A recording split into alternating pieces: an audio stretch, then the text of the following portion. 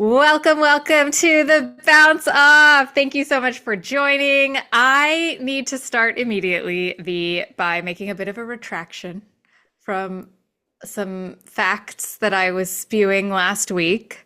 Remember when we were talking about Yankee fan who shall not be named for assaulting Mookie Betts? Yes.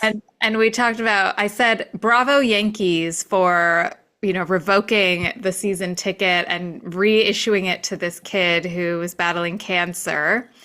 Turns out that was not the Yankees doing. That was done because the MLB intervened. Ah, fuck. So you gave the Yankees more credit than they I deserve. gave them credit, and now I am revoking credit. I did read this in a Forbes article where there were some other minor inconsistencies. So again, whatever, I'm just reserving the right for this not to be something that the Yankees were responsible for. Exactly. Okay, I appreciate it. You know how I've been on this whole thing about, mourning the retirement of really gifted athletes. Mm-hmm. And a couple weeks I was talking about Nadal. This week, P, another important retirement. This week, Raygun, the breakdancer, the Australian breakdancer from the Olympics, officially retired from professional status. Wait. Wait. Right. Okay. I have so many. First of all, she had professional status, but she was able to compete in the Olympics. Oh, good point. Which, that doesn't always hold because, the NBA, the basketball team. So I never really understood that. But just the fact that Raygun has professional status. or how should I say, retiring from competitive breakdancing. I guess I don't know if that's the term. Maybe it's just competitive breakdance. She is retiring from it. She shared that the not so warm reception and criticism that she received since the Olympics was one of the big contributors to why she did so, because she got worried about having to step back on a competitive stage and what that would be like. So she said she really just enjoys breaking in her living room with her partner, and that's just where it's going to be for her. I am reserving every thought and feeling I have. Why let this shit out? The whole thing was so fucked up. What are you doing there, dude? It's so fucked up, and I'm trying not to make this about Australia. Because you know my feelings. No, P, please describe. It just seems like an Aussie to be coming on a stage and being like, watch this, y'all. And then doing something that's totally out of touch and misses the mark, and then goes back and cries about it and is like, I've been offended and hurt by the response to my entitlement. So I'm just going to shelter and cut myself off further from reality. Does it seem like an Aussie thing? Does it seem like a white woman thing? Does it seem like it's both? Yeah, it's definitely both. But the cross section of those two things definitely makes her very prone. You know what it reminded me of when I saw this in the headlines? It reminded me of two things. One, I still don't know how in the fuck she qualified to be representing Australia in this sport. And two, as somebody who obviously sees breakdancing as one of the four elements of hip hop, it's so key to the culture. It felt like it was a mockery. Yeah. And it made me pissed off again that the whole thing even fucking happened. I get it. People dressed up as her for Halloween and it was a funny thing. But deep down, if you really think about why it even happened in the first place, it's actually really fucking irritating. It is, and it's sad because there were so many amazing breakdancers who competed at the Olympics, and the whole contest essentially became kind of a laughingstock and a joke because she went so viral, and it erased so much of the stuff that was really cool on that stage. And now there's less of an appeal for that being an Olympic sport in general, so we're not going to have it in 2028. So Yeah, it truly did the culture a disservice. Agreed. Agreed. And I support her retirement is really what I want to say. I Yeah, don't have okay. the same emotions like I did at all. I will say I have another retirement Schadenfreude. Raygun and our friend Tom Brady, who we were just talking about, because he retired and then it was him being like, just kidding. I also want to have another taste of my own glory. And that's when Giselle was like, well, I'm out, bitch. Bye. And that was kind of amazing. And then he was like sort of bad that year. Anytime I can say fuck Tom Brady, I will take the opportunity to. And I will Yeah. say this guy is not crushing retired life. No. Oh my God. Did you see the video of him trying to learn how to ice skate? Oh, fuck. It was like a No. baby elephant trying to walk. Why is he doing this? What's I happening? don't know. I don't know. Homie's trying all the coping strategies. But it's like, I'm here for you continuing to humiliate yourself, just like Raygun. Listen, I can't ever shake that image of him having a MAGA hat on. Hmm. Basically, since that moment, it was secured for me. I mean, I hated the dude before, but I just like don't need to fucking spend any time or energy on Yep. him. And I learned this week, turns out there's other athletes that I also should be not giving a fuck about Uh-oh, tell me. as it relates to maybe our value and moral system. Okay. Okay. So this episode, y'all, is coming fresh off of US election results. Just gonna Yeah. call it for what it is. We are Forgive us not, if I'm off kilter as a result. I feel very weird.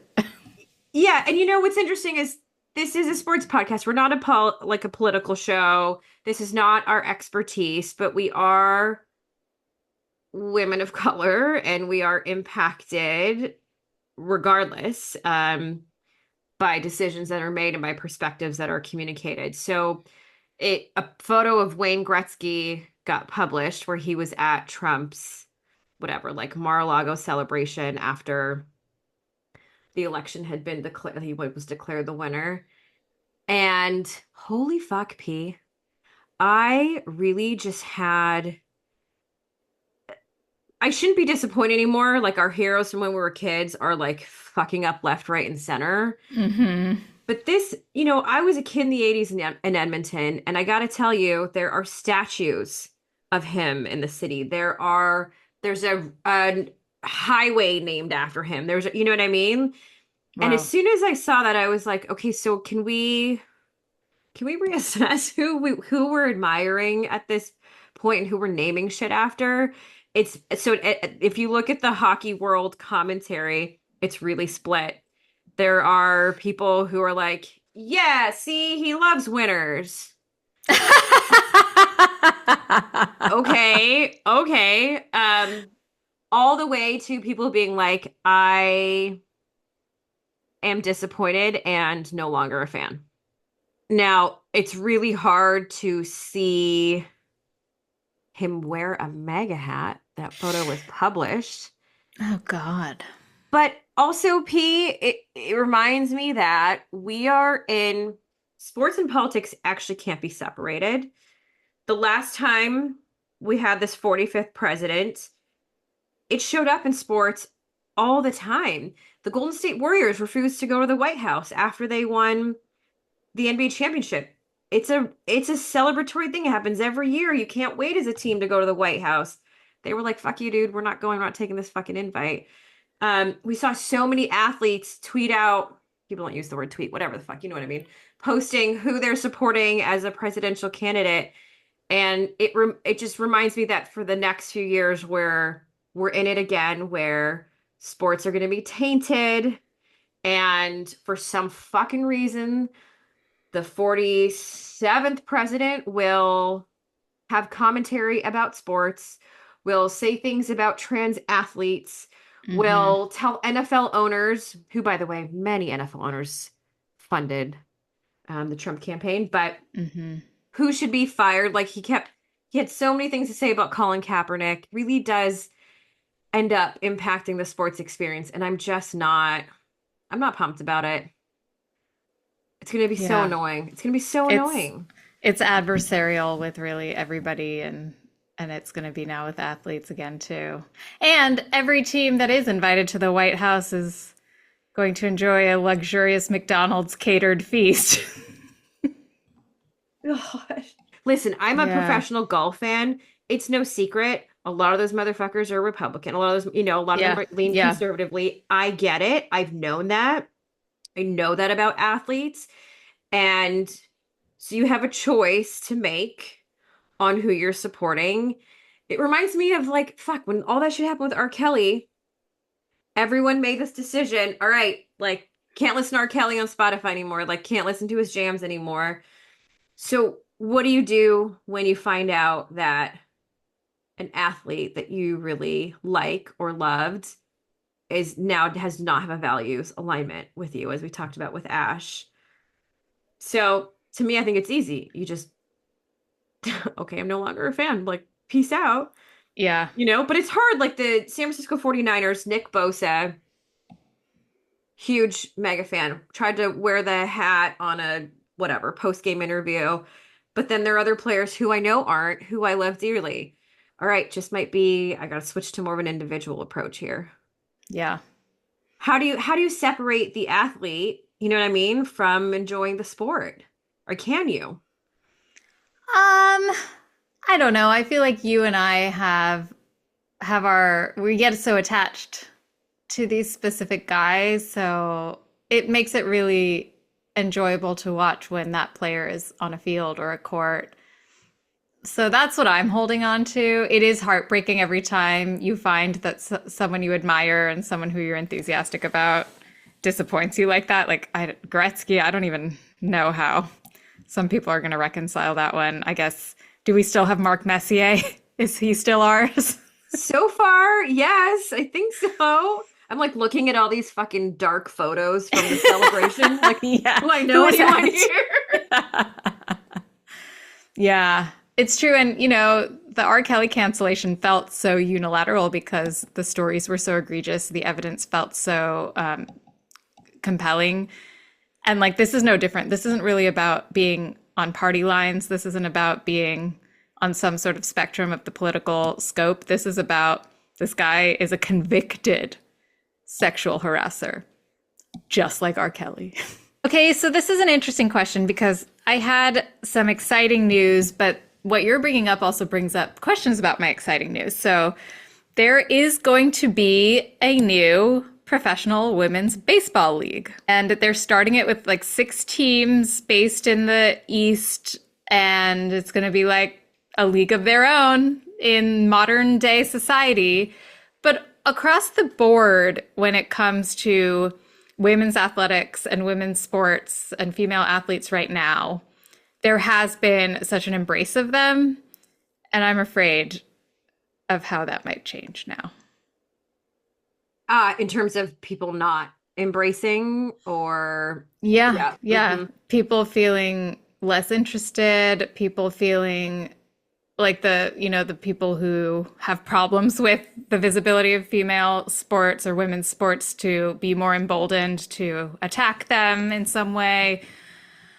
If you're saying like if Trump himself gets involved in some of these attacks, it could be really problematic for these teams and sports. So I saw a post about Caitlin Clark.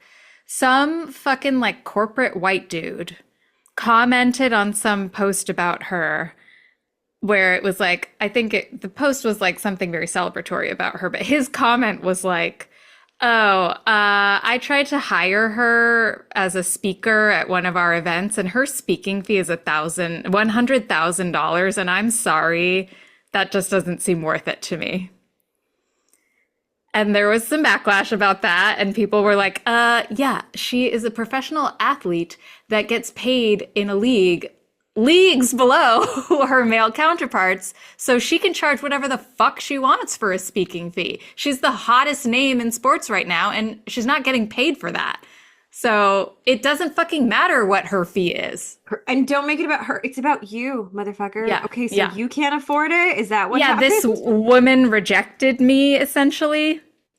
Ugh, Yeah. male fragility will just I do know. itself. It's actually really interesting you bring up this combination of new baseball league and then Caitlin Clark because there's a new women's basketball league called Unrivaled. Yes. And they're trying to court her.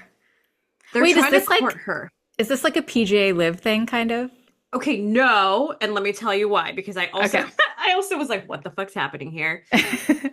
So, background is we know that professional women's athletes don't make a lot of money, especially and WNBA players often what they do is they'll go play overseas in the off season to supplement their income. That why the fuck do you think Brittany Griner is in Russia? Because we've got to make some money in the off season. Right. So a couple of WNBA players founded Unrivaled, and the deal is not only will they make the highest salary of any women's professional sports ever in this league, but players will also be granted a 15% equity in the league as well. Wow. Which is, I don't think I can't think of any league where you also get equity as part of it.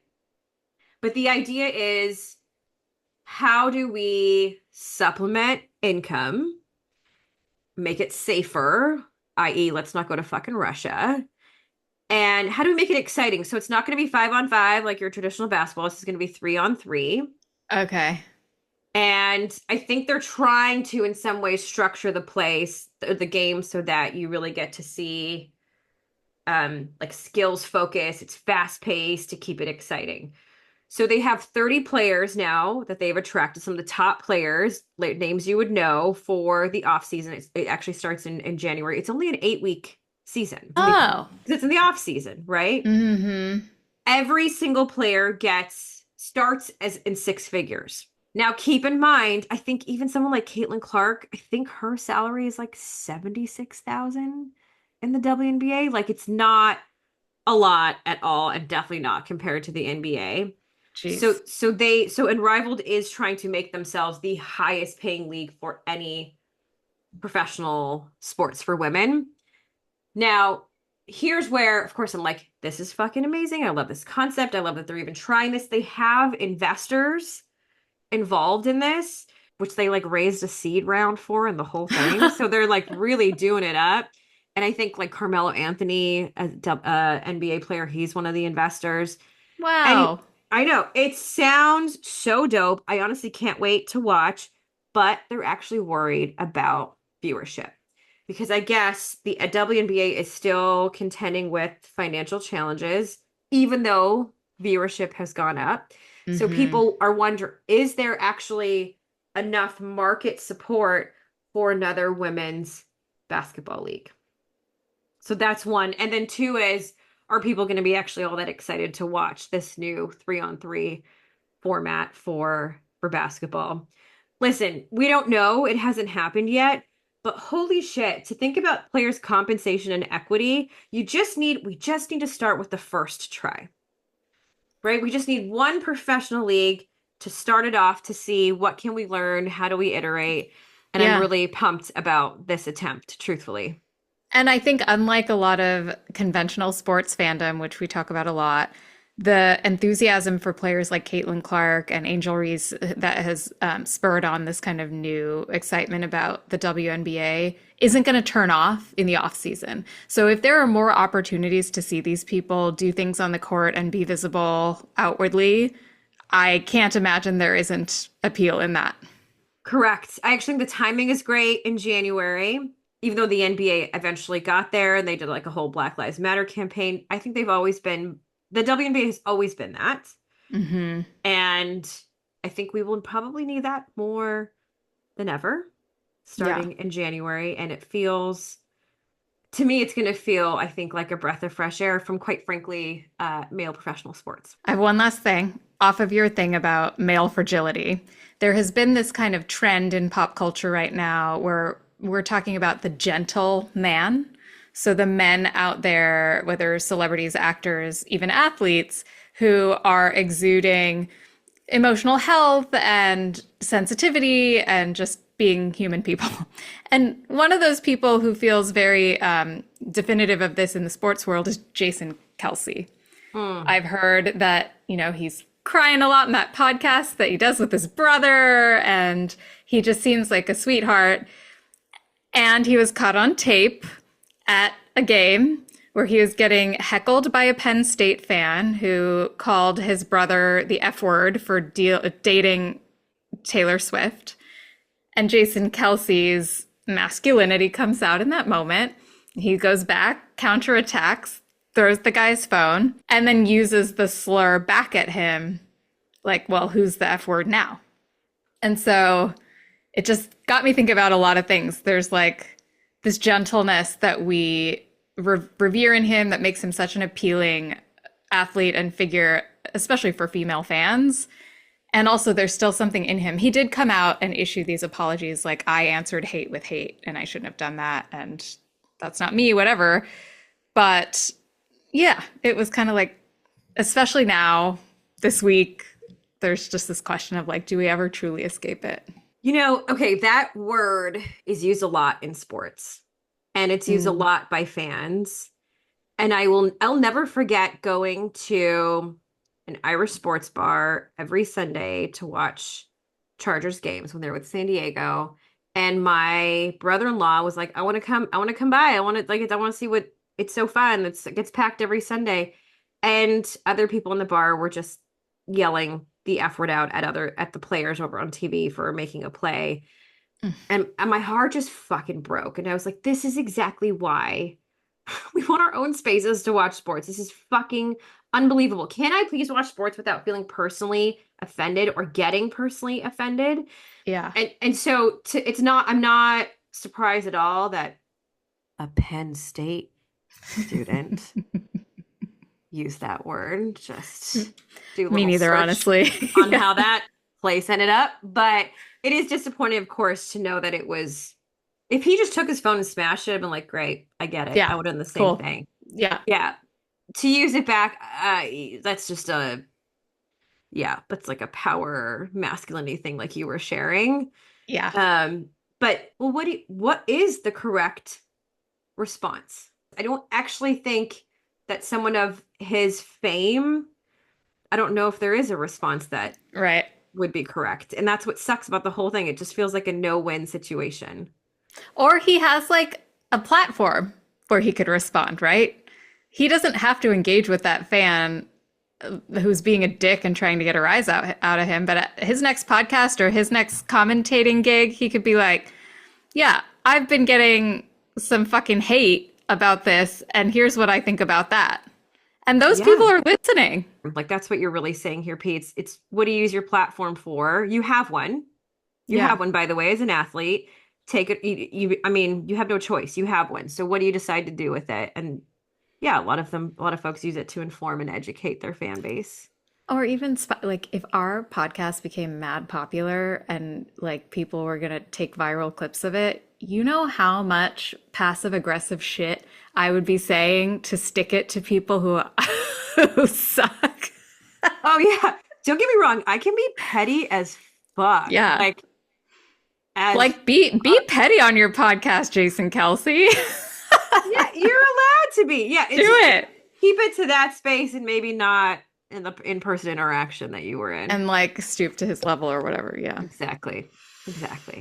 All right. Well, coming up, our very fun interview with the wonderful Ali Liebegott.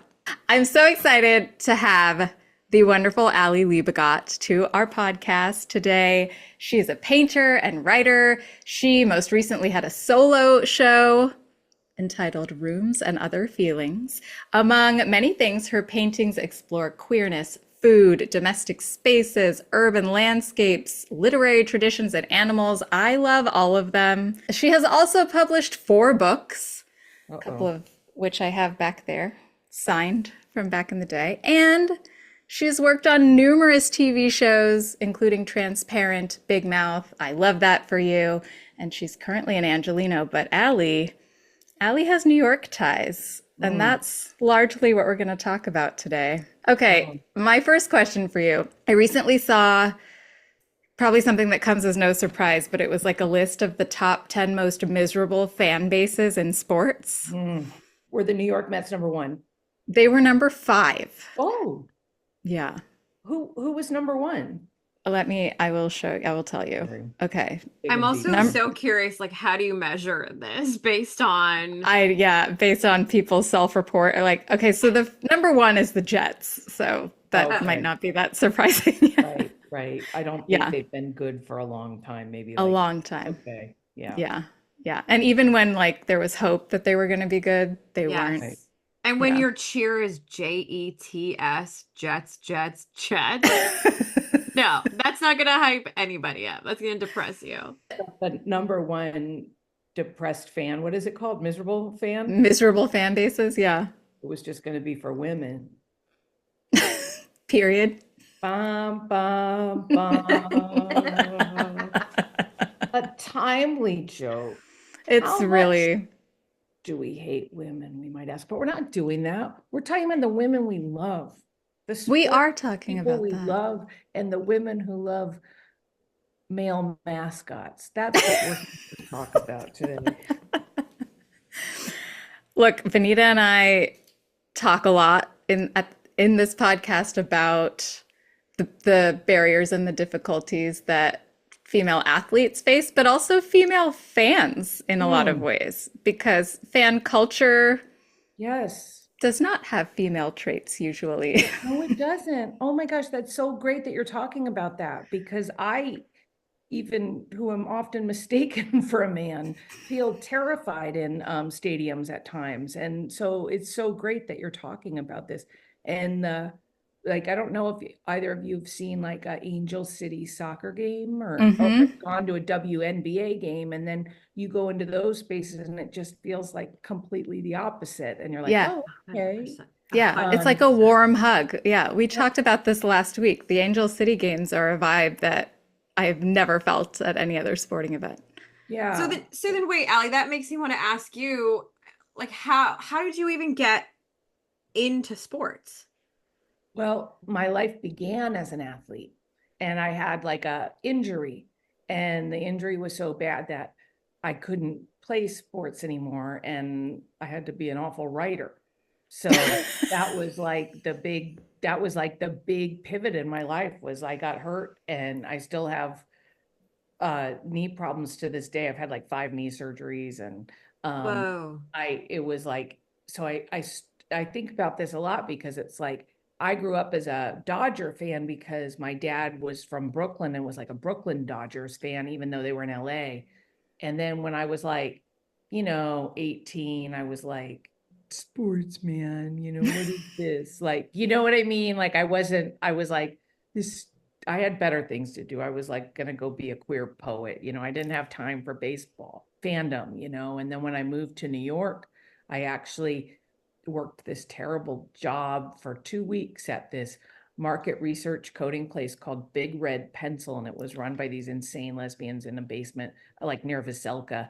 And I met this woman who was like this incredible Mets fan, and I think I kind of fell in love with her, but through her I also fell in love with the Mets, and I've just been like an insane Mets fan ever since, and like to the point of unhealthiness. Like I burned a few relationships this postseason because I'm like, don't come talk to me when the playoffs are on. I am busy for the next, like when baseball season starts, it's like, I'm sorry, I'm busy for the next 152 days. Like that's how it's gonna go. Whoa. Okay, that is commitment. I love how you were like, Yeah. I've been an athlete. Now I can't be because of these injuries. Let's go writer where there's no athleticism Right. needed for this role whatsoever. I make that joke often about mental health clinics. Yeah. Well, I'm like, no Same. athleticism needed. Let's go. Done. It's more like I had so much energy that I had to sort of like and I mean not energy like hyperactivity. I don't know. It's just sort of where that got redirected. You guys are therapists. You can help me unpack it right now. I would love to not be a writer. I would love to just like do something else with my day. If there's any Okay, well, figure that I out at the end. I selfishly am very glad that you're a writer, because you've written about periods of time where you've worked at restaurants and you've held a lot of other jobs besides writing, and they make for excellent reading about those experiences. But one of those apparently was you didn't get this job, but you went out for it to be the Mr. Met mascot. Yeah, that's right. And Okay, so many questions about that. So many fucking questions, Ali. Well, Holy shit. Mr. Met is the one man that I would marry. And I don't know if you've seen him, but he's like a big man with a baseball for a head. And he's very like benevolent. He is married to Mrs. Met, which I think is a bunch of bullshit, frankly, like to just cast him Yeah, into you should this get in there and fuck up that whole marriage. heteronormative bullshit, but and she's often and she's quite busty for a mascot, which I just think like, what are we doing here? Wait, what? I say Google it, fans. Okay. Like go ahead and try to see how busty Mrs.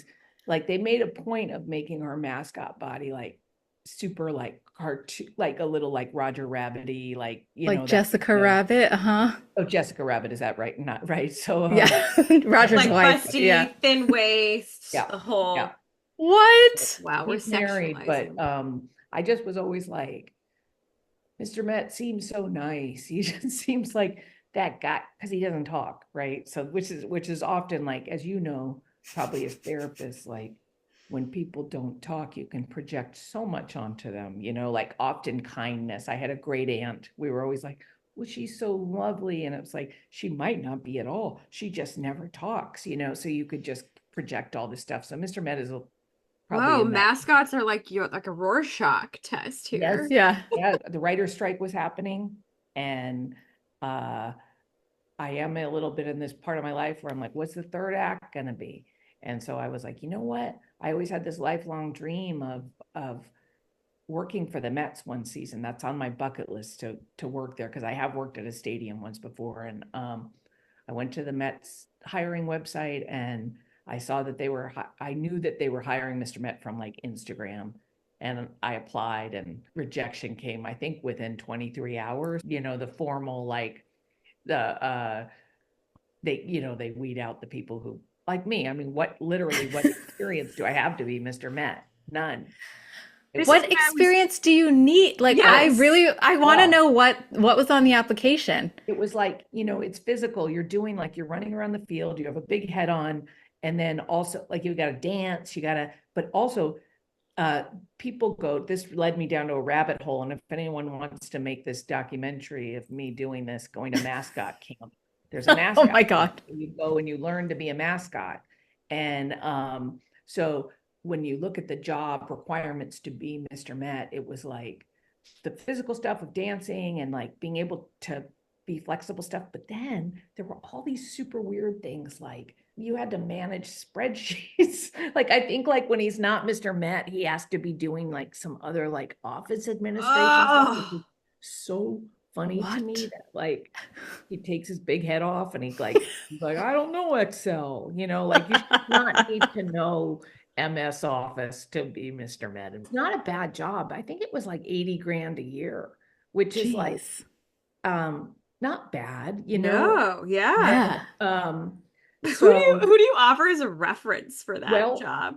I offered no reference, but I do know the son of a very famous Met, Gary Carter. So I met his son, and has nothing to do with the New York Mets today. Does that stop me from emailing him at any chance to ask these kinds of questions? And he said if he had any say in it, I would be the new Mr. Met. God damn it. Going to him. I know. That's the story of my life. I don't know if I could ever be a mascot. I'll be honest. As much as I love the dancing part and center of attention, to me, I don't think I could handle the rejection. Because so many times you see mascots, they're walking, they're trying to get people pumped, and everyone's just walking by, not even acknowledging the mascot. I'm not sure my ego could handle that, y'all. Mr. Met is never ignored. And in fact, when he comes through, he's and this might be part of the like exuberance and psychosis of a Mets fan, that when he comes through the, like off the field, through the seated area in the stadium, he has a handler a lot. So people like, they're like, But they don't accost him. So like, yeah, it's like walking like Timothy Chalamet out, like, don't touch him, you know, like, he's Mr. Met, you know, because he's like such a, anyway. Well, Ali, what I'm hearing from that is like, I can feel your followers growing, guys. I can just no, stop. I love this. Exploding. This is actually really on track or on brand with what we talk about a lot of the times, because you're saying that whatever you projected onto Mr. Met, there is a sense that he's a benevolent character who is there for the emotional support of the fans, essentially, right? Like he's the emotional support mascot. And it sounds like his being such a solid character in the Mets organization is probably very reassuring to a Mets fan. And so I think you're picking up on a very, very important role that Mr. Met must have to the one of the most miserable fan bases, because he's having to do some tough work. As the kids would say, a lot of emotional labor. Emotional labor. Mr. Met's doing a lot of emotional labor. You guys, I love your therapist. This is just like what the world needs, is like this lens. Aw.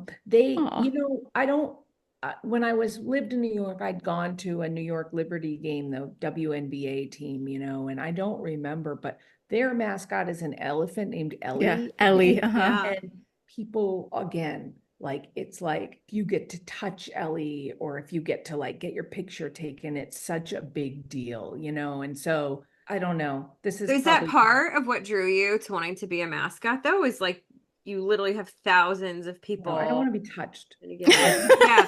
Truthfully, that's another part of why I don't think I could be a mascot. It's like you make babies cry. People want to touch you all the time. It's just, it honestly doesn't sound that fun to me. However, the way you're describing Mr. Matt, there's also this like adoration that's constantly happening. I mean, that's got to feel good. Is that part of what made you want to apply? I mean, I'm a Leo, so I do like to like shake my mane out and have it brushed and like oiled, you know, and I do like some adoration. Do I feel I've gotten enough in this lifetime yet? I do not. So this might be, but until you just said, why would you want the job of the mascot? I never thought about it. And my friend was a barber. He became a barber. We used to work at a grocery store together. And then I was like, should I become a barber too? And he was like, well, do you like touching strangers? And I was like, no, then don't become a barber. You know, it's like sort of like, yeah, actually think about what the job is. Do you like that? But like, to me, I'm like, to be at a baseball game every day, that's my dream. I did work at a stadium when I taught you. When you taught me? Diego, yes, I taught during the day, and then at night I sold cotton candy at Petco Park. Oh my God. And it was brand new at that time. Brand new. And I thought that I would like be able to watch baseball, but no, there is no harder job than selling concessions in a stadium. Like it is like doing Stairmaster for 4 hours, you know. And well, that one is also, that park is so up. I feel like that whole stadium just is like part of the skyline. Okay. Yeah. But Ali, what keeps you going so committed, time, energy, money into something like this when I'll just admit to you, baseball was not a thing I grew up with. She's Canadian, I'm though. Canadian, just so it's just like it was hockey all the way. We had 2 teams in the MLB when I grew up in Canada, but it really is not a big sport in Canada. And so as I learned to like the game and even understand it as a San Francisco Giants fan, I still truthfully didn't get why folks commit all the way to it. And so I'm curious, like it's one thing to be a really big fan. It's another to say, fuck it, that's it. I'm working for the organization. I don't care if I'm sweating under 30 pounds. So what feeds that commitment, Ali? I think it's not, I like to be around sports, and I think I've thought a lot about what is it? Why are we all, because it does go across party lines, you know, like, and like gender and like all these things. So it's like, what are we looking for, you know? And I think the sad, my sad lens on it, and maybe it's not sad, but like it is like we all get to be a winner when they win. And Mm. it's so simple, it's just sort of like I want to win. And there's it is that thing where you're like hugging a stranger and it's like we won, and I really do uh I mean, I had a guy run up to me at a grocery store when he saw my Mets hat right before the playoffs and was like, tell me he was so excited about the Mets. And he showed me a special Mets shoes. And then, like, he went away and then he ran back like 10 minutes later to tell me like a few more things, I love that. I love to talk to a stranger. So, but I think that there is something about momentum is so exciting, how Hmm. momentum can change, and that baseball also is attractive to me in a way because you could be just very out of shape in some positions and still play baseball, which I appreciate. Like back in the day, there were kind of like some heavier players, and there still are some, there you could drink all night and show up hungover and play, that famous no hitter that was thrown where the pitcher was on acid, and like, so great Wait, There was documentary. a what? yeah, wait. It Yeah, was famous in what way? famous Pittsburgh Pirate in the 70s, I think, and he thought he had the day off and he dropped acid and they called him in to pitch. And then I'm spacing on his name in this moment, but like, and then he came in to pitch and he threw a no hitter and What? on acid. And that That's what's kind of up. the That's what I like to lore, hear. Yeah. the lore is like Yeah. so I just like all the weird things that can happen. It happens, Yes. I don't know, baseball to me allows more of it than other sports. Like a cat doesn't run onto a basketball court. A cat can run onto a field at a baseball game and they have to try to get it. Or That's true. a, a streaker for that.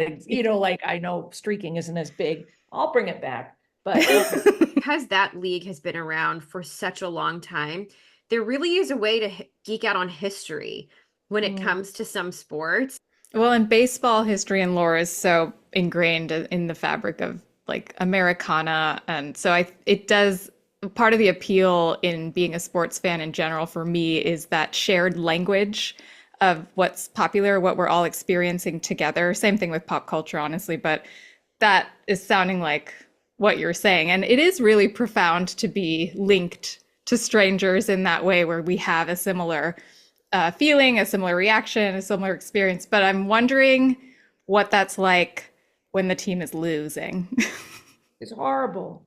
And like, and that history, I think, is also like if you're a longtime fan, it's your history, right? So it's like it Mhm. is your life in a way where you like remember, oh, they won in 86, but they, like you've been through it. And I have a text thread with like three other people that are big Mets fans, and like we were just literally texting throughout the playoffs, here's the picture of my lucky candle that I'm burning, and here's the like just all of the stuff, here's the pretzel I made and then in the New York Mets logo shaped because they won last time when I made that pretzel, and Oh, Aw, superstition. Superstition as a yeah. fan is one of my favorite parts super of being a fan. it's amazing, and this group also like we traveled last year together to Wrigley Field to see a Mets game, two Mets games there. And so like I'd like to go like once a year with them to like different parts. Again, these are like we don't socially cross in other ways, it's quite odd often for me to just be with like two straight guys in Chicago, but like uh we all have a great time. And yeah, that's the and I also do like stuff alone. Like I got really into US Open and tennis. And I just if you've never seen tennis at the US Open, it's truly the most incredible experience. And I was a big Serena Williams fan and um was so sad when she retired because I was afraid would I not be able to like tennis as much, like So was good. That's she fair. tennis for me? And Yeah. yet that's not true at all. I have like the new favorites, and I went this year. I try to always go to the women's semi and the women's final at the US Open. And I also looked for a job there. They needed, this is my problem, you guys. I think I need to shoot bigger. Tell me from a therapeutic stance. I was like, oh, I was telling my girlfriend, I was like, if I had a year left, I think doctor's like, you got a year left. I was like, I would go to every major tennis tournament around the world and like work at concessions there. And she was like, can't you go? But you just want to be involved in it. You had me until and work concessions there. Concessions. You know how you could probably just sit and watch the match, yeah? Also, like, yes, but that's the illness, I think, is like, well, how could I possibly do that unless I was working there, So there was a job I went to US Open, what are the jobs? And they needed like a person that was the locker room attendant. I was like, no. And then the second one was, they needed someone who was in charge of the ball. Do you know the ball people who have to race around? The history of that, I really want to dig into. I've done a few paintings on ball people because my friend Jeremy and I call them the little piss pigs, because they're like, it seems so inherently classist, whatever. It's like, we're going to play tennis and you're going to crawl around and pick up the balls and then you're going to hold them. And when we look at you to give us a ball, you don't ever make eye contact with us. That's it. We don't want to really hear you or see you. No, it's insane. And watch the body language. It's so crazy. It's like, I feel like it's like the tennis court is the alcoholic home where they just have to stand like terrified and like, like wait for a lamp to get thrown at them or something. But they're like listening for the footsteps to get louder. Daddy's coming. Oh no, but yeah, so it's like they needed someone to be the manager of the ball people, but it was like literally like when they started to get into the job descriptions, it was like super stressful. It was like, oh, to be the manager of the ball people is also super stressful. Everything's super stressful. So yeah, I'm not gonna.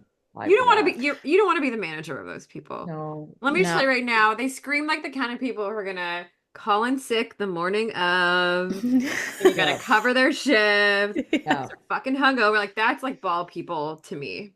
I want to be like Billie Jean King's +1 to everything. That's what I want. Sure. Yeah. But I feel like, Ali, you have like a better shot of achieving that through like your writing channels and just like meeting her at like a Dodger game or something.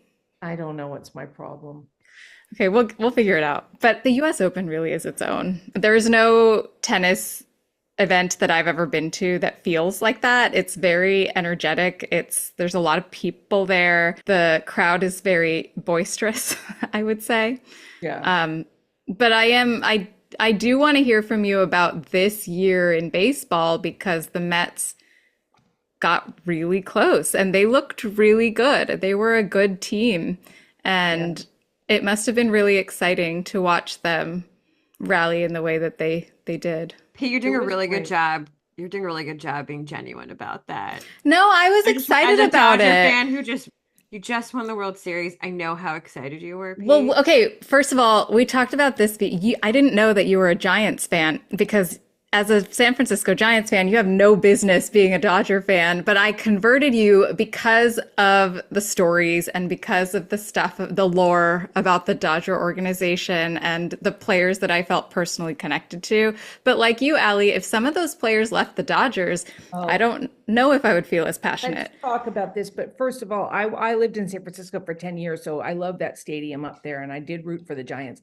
But I think it's kind of sad, P, that you would think that I'm not like, I like the Mets and then fuck the Yankees, or like, let's all get along, man. Like, okay. Okay, I am a little bit like, let's all get along. I don't know. I'm just like, I've never like, I don't like the Braves, for example, because there's a long rivalry, but I don't know if I'd walk around, and for a million other reasons, you could easily not like them, but like, I don't think I would walk around with a shirt that said Braves suck. Yeah. Like the Red Sox and the Yankees suck and all that stuff, or even the Mets Yankees. Like I was rooting for the Yankees to beat the Dodgers. Sorry. It is No, weird. Ali, I'm sorry. I know you are. I know. But you're like the That's what I was waiting for, Pete. That's what I was like, oh fuck, she's keeping that shit in. when your favorite player goes like retires or gets sent to another team, or even worse, if a player you didn't like on another team came to your team, and then you're like, ooh, like I gotta like that guy now. It's weird. You're like, what are we rooting for? Are we rooting for just a franchise? Like, what is, Right. I guess we are. No, that's a big part of what we discuss in this, like, I don't know if it's necessarily like a womanhood of fandom, but it's a different way of being a fan, right? That we do connect to the individual players. And like, I started my hockey fandom as a New York Rangers fan, but when my favorite player from the Rangers went to the Minnesota Wild, guess what? Now I'm rooting for them when I watch their games because I love that player. So yes, like I think what we were talking about earlier around how difficult it can be to be a female sports fan is that we're constantly surrounded by like the masculine energy of fandom. And it makes it seem like there's only one way to appreciate your team or your sport or your favorite athlete. But I think I'm so glad to hear you say this because I think we're feeling like I don't really resonate with that kind of fandom, like this sort of straight allegiance to like a brand. Well, it's also really encouraging too, Allie, to know that you can be in the top 5 miserable fan base and still not actively boo another team or say negative comments about another team, even though Well, let's be fair. I I mean, didn't go that far. But to me, the woman like thing, like as someone who like presents masculinity, is often mistaken for a man. It's like the stadium gets dicey when like people get drunk, and yes. it's like, especially if like someone like is like, hey bro, and then you're like, that's just like Yes. a little bit of a snake pit. I like that you're rooting for your hockey player on the other team. That's really sweet. I mean, one of my favorite Mets of all time was John Olerud, and he had to wear a batting helmet at first base because he promised his mother, because he'd had like a brain tumor or something, and he was just sort of like this quiet, shy guy and everything, but he was a great hitter. And then he went to Seattle, and I just remember being like devastated that he wasn't a Met anymore, and yeah, it is wild how, or like I have a ball that was signed by 2 people that are no longer Mets, and it's just like sort of weird to like, yeah. But you get new favorites, and I don't know, that is kind of cool. And this year they got a new mascot, Grimace came on board. Grimace was Yeah. part of it, which is like so amazing. So weird. But that's what I love so much, the insanity is like someone gets off the subway in New York City wearing a Grimace costume. Like, it's like that kind of commitment is like, yes. Maybe that's another reason why people really love mascots, because they are the one constant thing for a team. Your players will always shift. Fuck, even the city you're in could be shifting where the team is based, but that mascot will always be the one reliable presence that you have in your life. Did the Giants have a mascot? The Giants do. Yes, it's a seal. Oh, the seal. Yeah, Or yeah. Lucille. Lucille, you got it. It's Lucille. Why? And the Dodgers never had a mascot until recently. They have Otani, which I just saw like this year when I went to see the Mets and the Dodgers in the playoff. They have a what? Otani. They have like an Otani like mascot. Oh my God. I mean, Otani is, larger than life in so many ways, so that makes sense. Just from your therapist perspective, you would think that he did that gambling, and the guy, the translator took the fall for it. No, but again, because he doesn't speak a lot, that could be me projecting. All right. It's like I kind of want him to have a dark side because he's so squeaky clean. I'm Yeah. like, there's gonna be an outlet for this somewhere. Oh, Allie, it's coming. This is season 1. Like, just Well, we did see him doing the like jerk off thing when he ran to the base. Remember that? I was like, whoa, Shohei. I didn't But expect remember, that gesture from you. people thought Tiger Woods was squeaky clean when he first came out, and then And then it was we dark. know, Yeah. we know there was no squeaky clean. So just give it some time. I have one final question for you. Other than baseball, other than the Mets, other than US Open tennis, is there something that you are not missing when it's on TV or when a team is playing?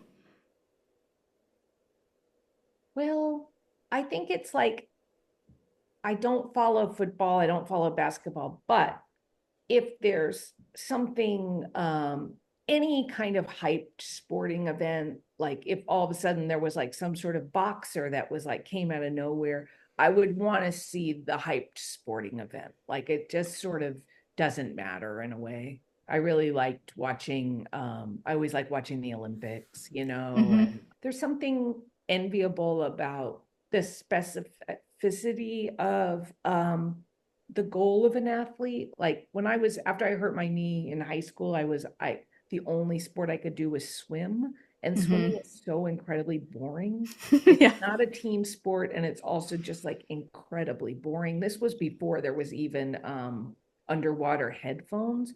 So I would swim 4 hours a day, and you're literally just looking at a black line on the bottom of the pool with your own thoughts. Thoughts. Yeah. Truly so. Oh, that's dark all of a sudden. Yeah. And so I do sometimes like think about like, oh, like when this year in the Olympics, when they had the ladies that had the air pistol, because I'm like, okay, at my age and in my body in this condition, if I started training for an Olympic sport right now, what would it be? Yeah. I guess air pistol's it, but like the steeplechase. The other one is steeplechase. well, you have to be a horse rider if you're going to do steeplechase. But the horse is really doing the fucking work. You're just Wait, is steeplechase you're riding the horse or no? You're riding the horse over like forestry, right? Like it's Seems like it would take something like It- out of your yeah. physically. Like it does. It does. I just like to joke the fucking horse is doing the shit, and yet we're giving the humans the.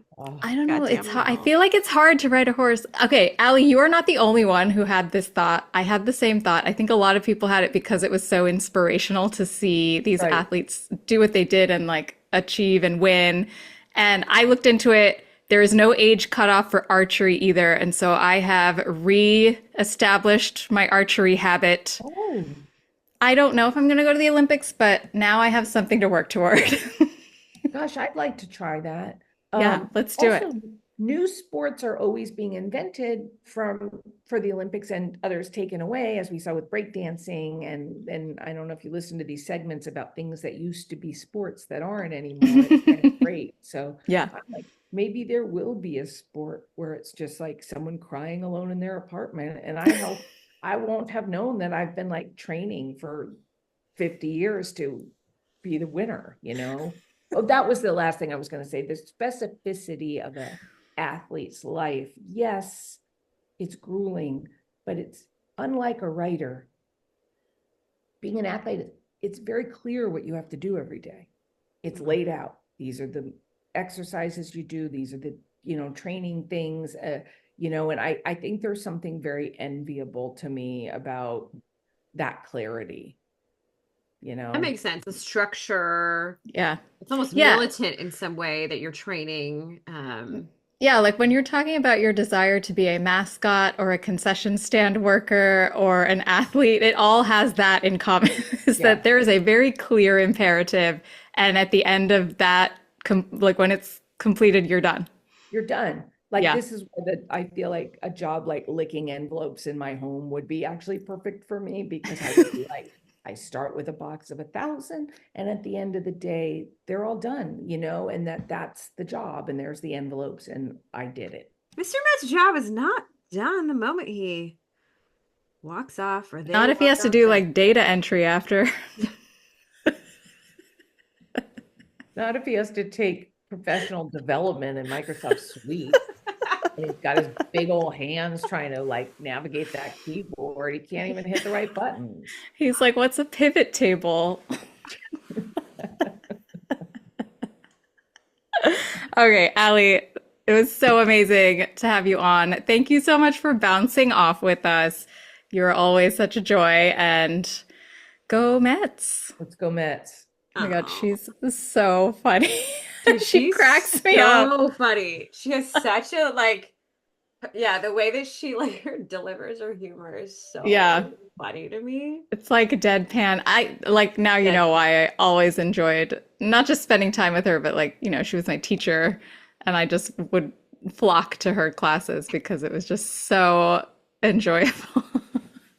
I so get it. I so also fuck. I don't know anyone who's ever wanted to be a mascot. That shit. I can't believe how much that blew your mind. It blew my mind because it honestly seems like one of the most miserable jobs to have. And like most jobs and most careers, I'm always so thankful there's somebody out there who wants to do that and wants to be that. Like I think about really dangerous, like a firefighter. I'm like, fuck, I'm so glad there are people out there who are just Yeah. so passionate and willing to put their lives on the line. And mascots are another one of those where I'm like, thank God that person is willing to fucking have toddlers crying all over and sweating in fucking 90-degree/30-degree heat. And I don't know, it just seems honestly miserable. So to know that there's motivation behind it is inspiring. It just makes so much sense because I think Ali finds kinship in like very innocent figures. She loves animals. And so it kind of makes sense as like the face of something she already loves, but that is kind of a anthropomorphized Yes. kind of manifestation of her fandom and her love. So I really wanted to ask Ali if she has ever booed the Mets, but I forgot to do that because we were talking last time about how like Yankees fans will boo their own players. And like, I don't know how you could boo your own team with Mr. Met standing there, like watching you and trying to get you hyped up. I feel like he would be like, not on my watch. Are you just talking shit about the Yankees? Just do it. No, I mean that's the only place I've experienced it Okay. that I remember. But like if I saw it anywhere else, I'd be like, what the fuck? Like this does not make sense to me. This is not supportive. This is not the energy. When you talk about how momentum can change, you're not acknowledging how you also have a hand in that momentum. So it's like, why you want to contribute to it in a way that isn't helpful? It's kind of interesting how we've been seeing a pattern with our guests in terms of what interests them about sports and what brings them in and what they think will be the most profound way to bring in other people. Like, I think every single one of our guests so far has been aligned in this thing that we have articulated to each other, but maybe didn't know how shared it is. Not only is there, I think, a pattern here, what I'm hoping it reinforces it has reinforced it for me anyway, is even though my fandom has changed every single year, truly, why I like a certain player, why I like a certain team, why I dished out on a certain league, it's so validating to hear how folks are experiencing sports as a fan themselves, because it really, what I've just learned is like anything fucking goes. Yeah. And you can change your mind anytime you want to. It's really been encouraging for me as somebody who, as I mentioned last time, like reassessing who I'm supporting, what I'm supporting, and why. Yeah, because season to season, year to year, you'll get excited about different things, new people moving, like it is going to shift. So yeah, the expectation and the kind of orthodoxy of like conventional fandom need not apply. And I've been very heartened to hear what we've been hearing from everybody who we've had on. All right, V, what are you currently obsessed with? I don't want anyone too mad at me. What a great way to start. I fucking love when every November 1st, Mariah Carey does some really fun announcement about Christmas coming up and about the holidays coming up. I'm obsessed with the video she posts on her Instagram right after Halloween. And if I may say so myself, I'm just obsessed with that fucking song still. Yeah, I've been hearing it dude. for how many years? And you bet your ass I've already listened to it. And we're only 1 week into November. It's truly one of the best songs of all time, period. Like not just a good Christmas song. Like that's on what probably my my top 5 or 10 list of songs of all time. And I love this new, like, I feel like only in like the past 5 years, this new like Queen of Christmas thing, because she's always loved Christmas. She like, really religiously, I guess is a weird word Yeah. to use here, but it's probably plays like religiously puts out new Christmas stuff. Like she just loves it.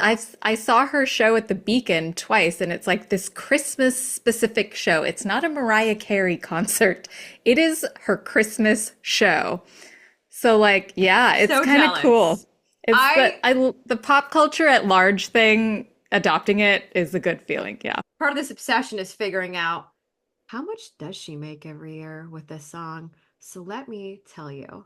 Yes. Last year, Data Queen. Data Queen is here.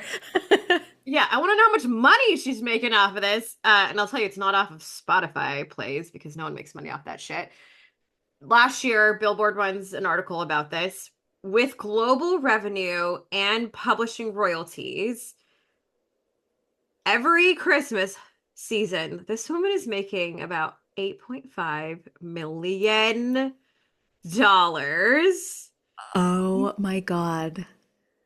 She's not doing anything new, y'all. Like she's recorded this On shit just this decades one ago. song playing.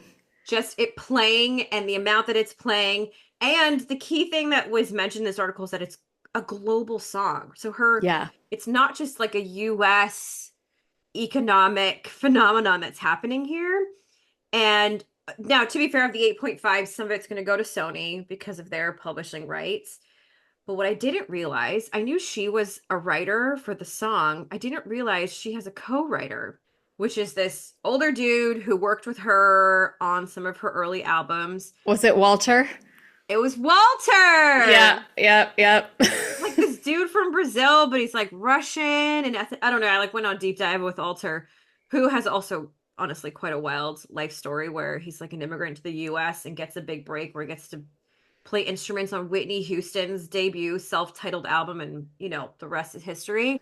But if that dude has a 50-50 agreement, he is straight chilling and every year making millions possibly off Well, of this song. you also know that Mariah Carey has among the top number ones of all time. And Walter was like her right hand for several of those. So he's raking it in across her whole career, her whole repertoire. I mean, he co-wrote Hero. Just want you to know. I could cry just thinking about that I song. know. We cannot play it here. But I also didn't know he won a Grammy because he is also a writer for My Heart Will Go On by Celine fuck. Dion. Oh, God. This dude's a fucking writing genius. Like, Yeah, he is very good. he's just, Yeah. you know what? I don't know what he's doing in life right now or what resort he's probably chilling in, but Get it, Walter. damn it if he didn't hit the lotto for songwriting. So good for him. Damn it.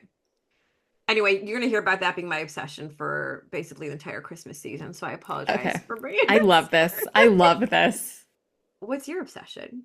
Okay, I like that yours is a 90s female icon who I grew up obsessed with because mine is also about that. Same exact thing. But mine is about Carrie Russell. Okay, I have like such a special relationship with that show, Felicity. It's like in me, like I think it's in my actual DNA now. Like if you printed out my DNA code, it would just say like Felicity Wait, in there. is that because you watched it so much, or what do you mean by that? Well, I was a freshman in high school when it started airing, and I think that the whole thing, not only did it resonate with me in terms of like this parental pressure to become a doctor, and then like this fantasy about a boy who's like the perfect, like, fit for you, who you've been eyeing from afar for forever because you're a little bit of a nerd. Like all of that felt so real to me. But then watching her development and the character arcs through these 4 seasons where she's in college, she's in New York. Like I think largely I wanted to move to New York because of that show. And I do basically an annual rewatch of all the episodes. And every year I notice something different, or I feel something different, or I find that there was a new parallel between my life and her life. And I'm like, is that because it was so ingrained in me that I was secretly modeling my decisions after her decisions? Like, it is sometimes a mind fuck how intertwined I feel with this show.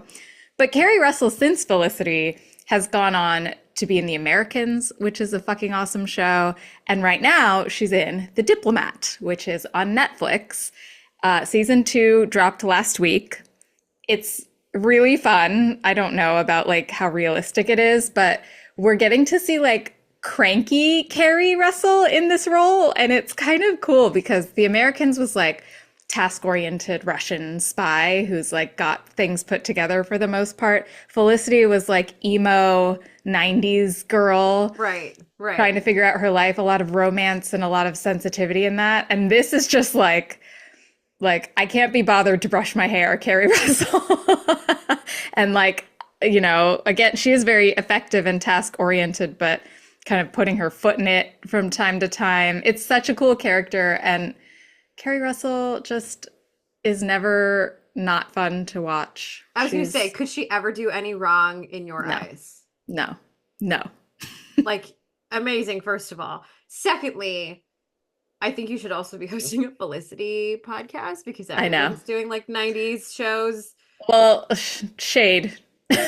I'm throwing shade. There was one. It was the official one because it was the revisit this year because of the 25th anniversary of the show. It was like a Bad Robot Ringer podcast, and I thought it was bad. So, yeah. I can get into another time why I thought it was bad, but it was just disappointing. Yeah, that's fair. You know what? I will say something I appreciate about this, though. Okay, I understand Carrie Russell. I understand people love her. I truthfully haven't seen much of what she's done since Felicity. But I love that you love this actress so much. It wasn't just about the show. Like you're down to support her post that. But as you're talking, I'm also trying to focus on like who is that hottie in Felicity? Oh, you mean Scott Speedman? He's Right. Canadian, that's why. Yeah. I mean, I didn't want to say it, but well, also the other hottie, Scott Foley, became like the sexy in Scandal who like Kerry Washington was like hate fucking every week on that show. We and all I'm were like hate fucking him. Yeah, dude. I was like, who would have known that like Noel Crane, that nerdy kid that Felicity had a crush on Felicity, is turning into this like BDSM-ish like sex god. This is like what my 90s dreams were all about. Not only were they babes in the 90s, but to like see them and their like 40s and just being like so ruggedly hot. Yeah. You know, I'm like, this was not a waste of time for me to watch your show decades ago. Like, this was all worth it. Yeah, this was for the long game. Okay, so I'm not like the Carrie Russell fan that you are, but is this a show you're recommending that I get into? Like, I have to go back to season 1 type of deal? Yeah, it's really entertaining. Season 2 only has 6 episodes, which is sort of a bummer, but each season has ended on a cliffhanger, which has been really fun. So yeah, I like it. I might actually follow up on this assignment. I have not followed up on the Lord of the Rings, whatever. Okay, show that's that fine. I promised to watch. I get it. I'm just coming clean right now to you. This probably feels like less of a daunting undertaking, so go with this one. There's like a lightness to this show, but also there's heft and gravitas as well, and especially politically, globally, like it's kind of a fun world to be in. Fun and politically are not the words I'd put together. In well, a that's what I statement at mean. this Like, time, yeah, so. I mean, it is thought-provoking, but it's also like that world isn't the same, you know, in Yeah. some ways. Like it is, but it's not. So No, it's we all kinda need cool. some fantasy escape, whatever, at this moment. So I'm down for that. Okay, I will follow up on that assignment, P.